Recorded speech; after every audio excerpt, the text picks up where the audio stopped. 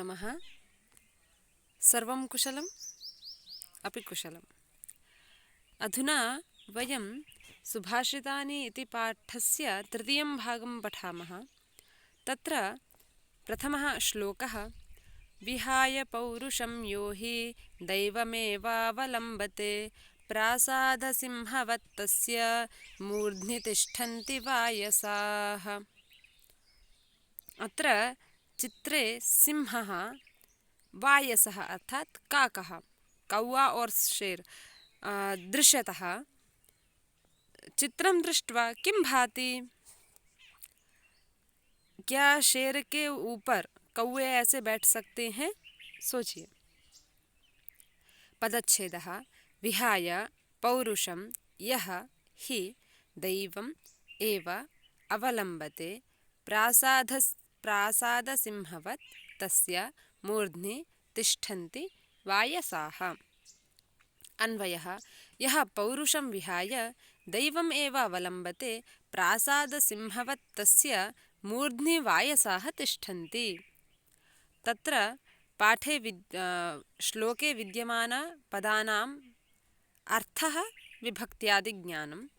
विहाय अर्थात् त्यक्त्वा छोड़कर, विहाय इति अव्ययपदम्। अव्ययं नाम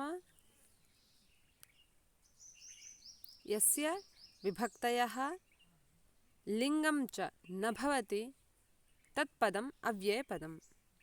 पौरुषं परिश्रमम् अर्थात् परिश्रम। अकारान्तः नपुंसकलिङ्गः पौरुष शब्दः द्वितीया विभक्तिः एकवचनं। यः जनः जो व्यक्ति।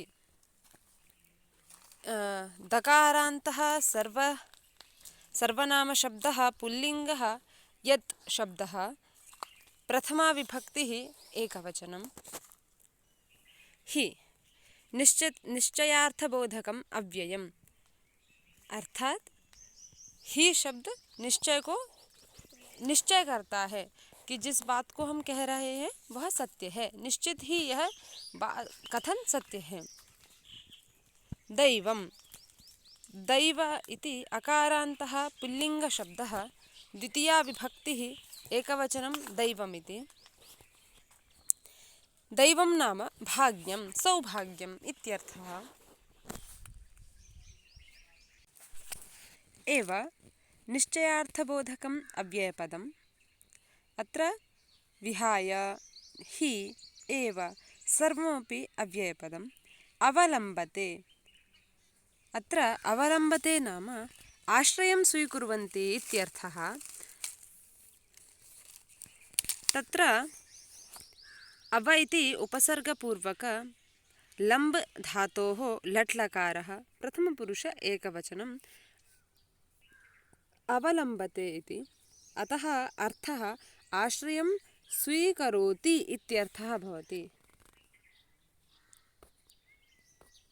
प्रासादसिंहवत् इति अव्ययपदं राजभवनस्य द्वारसिंहः इव इत्यर्थः।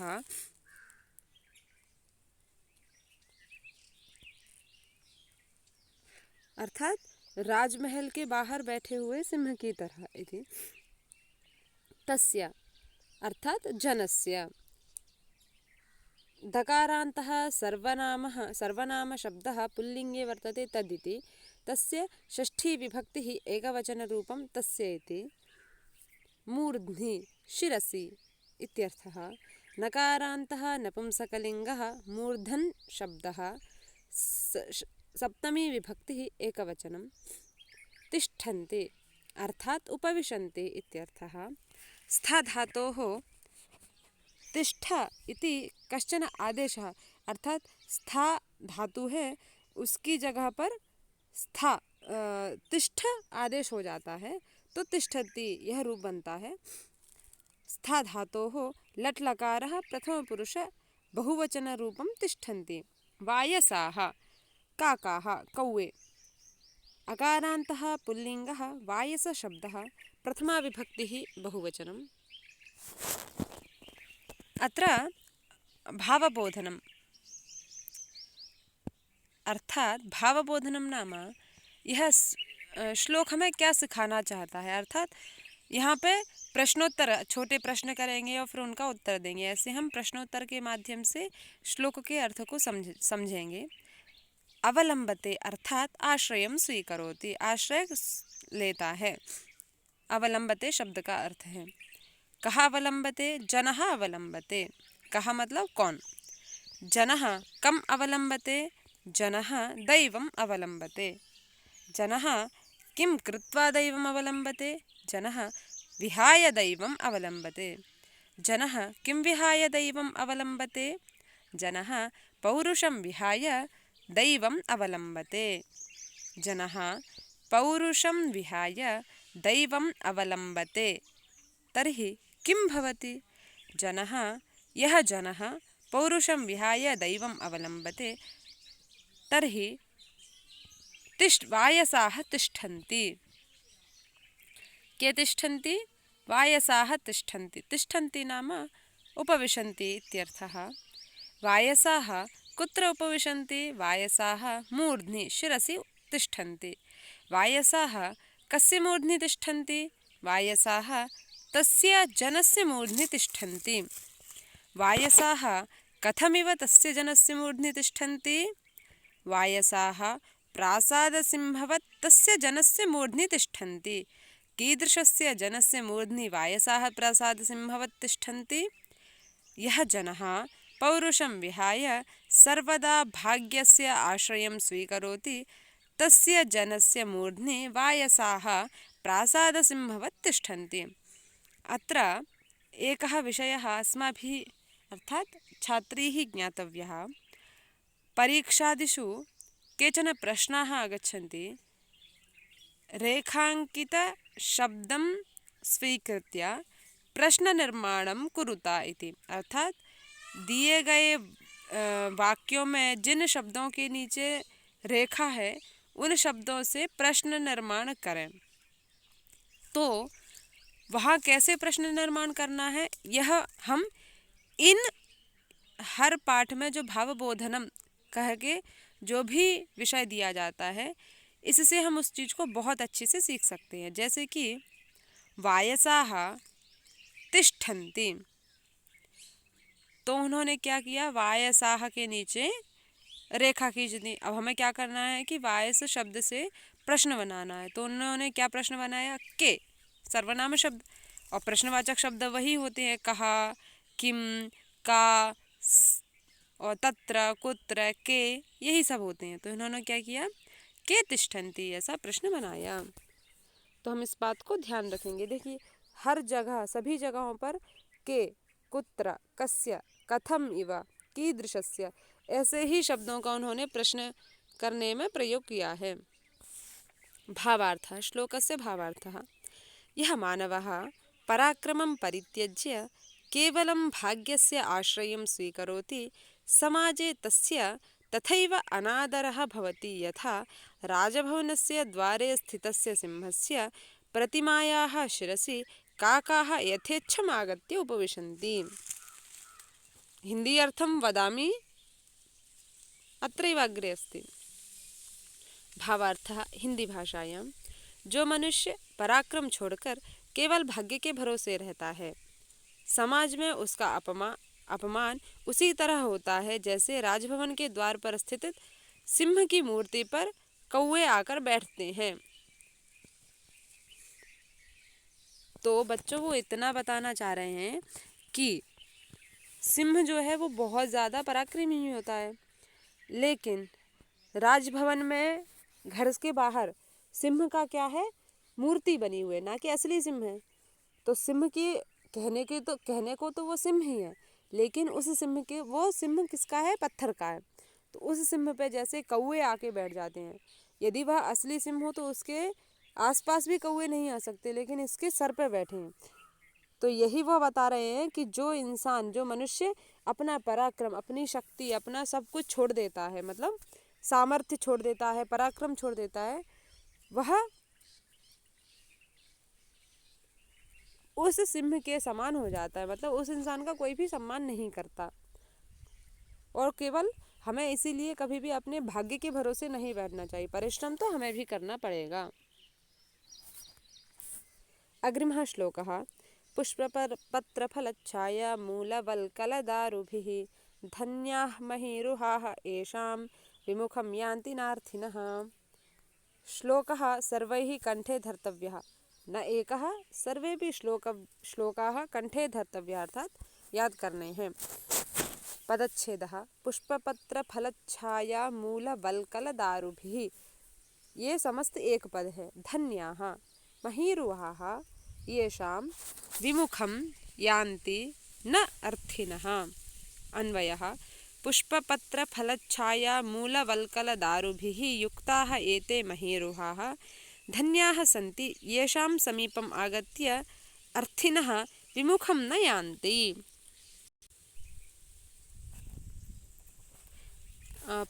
शब्दानाम् अर्थः पुष्पपत्रफलच्छाया मूलवल्कलदारुभिः। पुष्पपत्रफलच्छाया मूलवल्कलदारु इति उकारान्तः नपुंसकलिङ्गः शब्दः पुष्पपत्रफलच्छाया मूलवल्कलदारु इति तृतीया विभक्तिः बहुवचनं दारुभिः इति। पुष्पं पत्रं फलं छाया मूलं वल्कलं। वल्कलं नाम वृक्षस्य त्वक् द्वारा निर्मीयमाणं वस्त्रं। कपड़े से जो वस्त्र वृक्ष की छाल से जो कपड़े बनते हैं वह। काष्ठं च इति एतैः युक्ताः। महीरुहाः अर्थात वृक्षाः इत्यर्थः। अकारान्तः पुल्लिङ्गः महीरुह शब्दः प्रथमा विभक्तिः बहुवचनं। धन्याः प्रशंसनीयाः, प्रशंसा के योग्य हैं। कौन? वृक्षाः। अकारान्तः पुल्लिङ्गः धन्य शब्दः प्रथमा विभक्तिः बहुवचनं। येषाम् अर्थात वृक्षाणां समीपं, वृक्षों के पास। दकारान्तः सर्वनाम शब्दः यत् इति पुल्लिङ्गे वर्तते, षष्ठी विभक्तिः बहुवचनं। अर्थिनः अर्थात याचकाः। नकारान्तः पुल्लिङ्गः अर्थिन् शब्दः प्रथमा विभक्तिः बहुवचनं। विमुखं रिक्तम् इत्यर्थः। अकारान्तः पुल्लिङ्गः विमुख शब्दः द्वितीया विभक्तिः एकवचनं। न इति किम्? अव्ययपदं, निषेधात्मकम् अव्ययं। निषेधः यही शब्दैः क्रियते, अर्थात जिस शब्द से हमें यह ज्ञान होता है कि यह किसी चीज़ के लिए मना कर रहा है, निषेध कर रहा है किसी चीज़ का, तो वह शब्द है न। यान्ति गच्छन्ति इत्यर्थः। या धातुः लट्लकारः प्रथमपुरुष बहुवचनं। भावबोधनं धन्याः अर्थात प्रशंसनीयाः सन्ति। के धन्याः सन्ति? महीरुहाः अर्थात वृक्षाः धन्याः सन्ति। महीरुहाः कैः धन्याः सन्ति? पुष्पपत्रफलच्छाया मूलवल्कलदारुभिः महीरुहाः धन्याः सन्ति। प्रशंसनीयाः न मतलब श्लाघनीय हैं, प्रशंसा के योग्य हैं। कौन? वृक्ष। और क्यों? तो क्योंकि उनमें पुष्प, पत्र, फूल, फल, छाया और उनकी जड़ें, उनकी शाखाएं, उनसे बने हुए कपड़े, इतने सब कारणों से वृक्ष क्या है? प्रशंसा के योग्य हैं। न यान्ति अर्थात न गच्छन्ति इत्यर्थः। के न गच्छन्ति? अर्थिनः अर्थात याचकाः न गच्छन्ति। अर्थिनः कथं न गच्छन्ति? अर्थिनः विमुखं न गच्छन्ति। केषां समीपम् आगत्य अर्थिनः विमुखं न गच्छन्ति? येषां वृक्षाणां समीपम् आगत्य अर्थिनः विमुखं न गच्छन्ति। कोई भूखा है, किसी को गर्मी लग रही है, किसी को विश्राम करना है, मतलब जो कुछ चाहता है वह इन वृक्षों के समीप आके क्या हो जाता है? वापस नहीं लौटता, क्योंकि वहाँ पर उसको कुछ ना कुछ सहाय मिल ही जाती है। संस्कृतभाषायाम् अर्थः येषां समीपे पुष्पाणि, पत्राणि, फलानि, छाया, मूलं, वल्कलम् अर्थात वृक्षस्य त्वग्द्वारा निर्मीयमाणं वस्त्रं, काष्ठानि च सन्ति, ते वृक्षाः स्वसमीपम् आगतेभ्यः याचकेभ्यः किमपि यच्छन्ति एव। कदाचित् कश्चन अपि याचकः तेभ्यः रिक्तहस्तः न गच्छति, अतः ते वृक्षाः धन्याः सन्ति। हिंदी भाषायां जिनके पास पुष्प, पत्र, फल, छाया, मूल, वल्कल और काष्ठ हैं, वे आए हुए याचकों को कुछ ना कुछ देते ही हैं, क्योंकि याचक उन वृक्षों के पास आकर कभी भी खाली हाथ नहीं लौटते हैं, अतः वे वृक्ष धन्य हैं। चिंतनीया हि विपदाम आदावेव प्रतिक्रियाः न कूपखननं युक्तं प्रदीप्ते वह्निना गृहे। पदच्छेदः। चिंतनीयाः हि विपदाम् आदौ एव प्रतिक्रियाः न कूपखननं युक्तं प्रदीप्ते वह्निना गृहे। अन्वयः। आदौ एव विपदां हि प्रतिक्रियाः चिन्तनीयाः भवन्ति। वह्निना प्रदीप्ते गृहे कूपखननं युक्तं न भवति। पदपरिचयः भावार्थश्च। चिन्तनीयाः विचारणीयाः, विचार करना चाहिए। आकारान्तः स्त्रीलिङ्गः चिन्तनीया शब्दः प्रथमा विभक्तिः बहुवचनं। हि इति किम्? अव्ययपदं। कीदृशम् अव्ययं? निश्चयार्थबोधकम् अव्ययपदं। विपदां। दकारान्तः स्त्रीलिङ्गः विपद् शब्दः षष्ठी विभक्तिः बहुवचनं। विपत्तीनाम् इत्यर्थः। आदौ अर्थात आरंभे, प्रारंभे, शुरुआत में। आदि इति इकारान्तः पुल्लिङ्गः शब्दः सप्तमी विभक्तिः एकवचनम्। एव किम्? अव्ययपदं। सम्यक्। निश्चयार्थबोधकम् अव्ययपदं। प्रतिक्रियाः उपायाः इत्यर्थः। प्रतिक्रिया इति आकारान्तः स्त्रीलिङ्गशब्दः प्रथमा विभक्तिः बहुवचनं। न इति किम्? अव्ययपदं। कीदृशं? निषेधार्थकम् अव्ययपदं। कूपखननं, कूपस्य निर्माणं। कूपः नाम कुआ। अकारान्तः नपुंसकलिङ्गः कूपखननशब्दः प्रथमा विभक्तिः एकवचनं। युक्तम्, उचितम् इत्यर्थः। अकारान्तः नपुंसकलिङ्गः युक्तशब्दः प्रथमा विभक्तिः एकवचनं। प्रदीप्ते, प्रज्वलिते। अकारान्तः नपुंसकलिङ्गः प्रदीप्तशब्दः सप्तमी विभक्तिः एकवचनं। वह्निना। इकारान्तः पुल्लिङ्गः वह्निशब्दः तृतीया विभक्तिः एकवचनं। अग्निना इत्यर्थः। गृहे अर्थात भवने, घर में। अकारान्तः नपुंसकलिङ्गः गृहशब्दः सप्तमी विभक्तिः एकवचनम्। अत्र पुनः किं? भावबोधनं। प्रश्न निर्माण कैसे किया जाए? अधुना वयं किंचित तिर्यक पठामः, अर्थात हम थोड़ा सा उल्टा पढ़ते हैं तो पता चलेगा कि प्रश्न निर्माण कैसे करना है। चिंतनीयाः अर्थात विचारणीयाः। प्रतिक्रियाः अर्थात उपायाः चिंतनीयाः। अत्र प्रतिक्रियाः इस शब्द के नीचे क्या है? रेखा है। तो हमें क्या करना है? इस शब्द से प्रश्न का निर्माण करना है। तो कैसा प्रश्न बनेगा? काः चिंतनीयाः इति। विपदां प्रतिक्रियाः चिंतनीयाः। प्रश्नः कासां प्रतिक्रियाः चिंतनीयाः इति। विपदां प्रतिक्रियाः आदौ एव चिंतनीयाः। विपदां प्रतिक्रियाः कदा चिंतनीयाः इति प्रश्नः।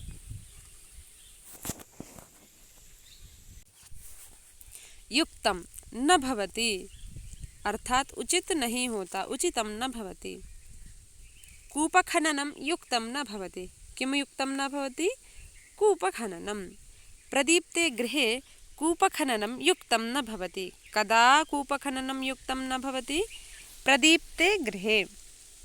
वह्निना प्रदीप्ते गृहे कूपखननं युक्तं न भवति। केन प्रदीप्ते गृहे कूपखननं युक्तं न भवति? वह्निना प्रदीप्ते गृहे कूपखननं युक्तं न भवति। भावार्थः। कस्मिन्नपि कार्ये समस्यानां सम्भावनाः भवन्ति एव, अतः तासां समस्यानां निवारणाय उपायाः पूर्वमेव चिन्तनीयाः। यतोहि यदा गृहं ज्वलति तदा कूपखननम् उचितं न भवति इति। मनुष्य को विपत्ति आने के पूर्व ही विचार कर उससे बचने के उपाय सोचने चाहिए, क्योंकि घर में आग लग जाने के बाद कुआं खोदना उचित नहीं होता। जब घर में आग ही लग गई है तो कब कुआं खोदोगे, कब पानी निकलेगा, कब तब तक तो क्या हो जाएगा, घर पूरा जल जाएगा। इसीलिए हर कार्य में विपत्तियां आती हैं, तो हमें कार्य करने से पूर्व उनके बारे में सोचकर उसकी तैयारी करके रखनी चाहिए इत्यर्थः। इति प्रथमस्य पाठस्य सुभाषितानि इति तृतीयः भागः। धन्यवादाः।